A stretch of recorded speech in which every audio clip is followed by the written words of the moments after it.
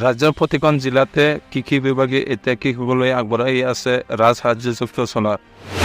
এই চ'লাৰ লাভ কৰিবলৈ প্ৰথমে কৃষকজনে জিলা কৃষি কাৰ্যালয়লৈ গৈ ইঞ্জিনিয়াৰিং বিভাগৰ বিষয়াসকলক লগ কৰক। তাৰ পাছতে তেওঁলোকে আপোনালোকক আবেদন কৰিবলৈ জনাব। আবেদন কৰাৰ পাছতে আপোনাৰ আবেদন বিষয়াসকলে পৰীক্ষা কৰিব।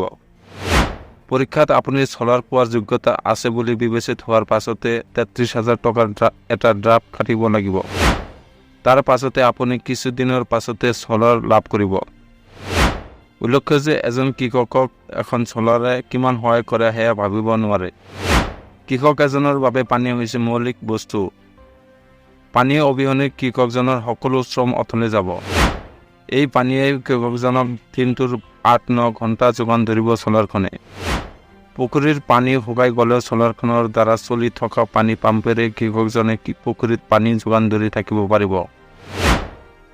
এইবোৰৰ উপৰিও কৃষকজনে বিভিন্ন কামত ব্যৱহাৰ কৰিব পাৰে, যেনে স্প্ৰিংকলাৰ ব্যৱহাৰ, সাৰ ছটিওৱা, গাহৰি গঁৰালত মটৰেৰে পানী চাফা কৰা, ব্ৰইলাৰ কুকুৰা পুহিলে নিশা পোহৰৰ ব্যৱস্থা কৰা।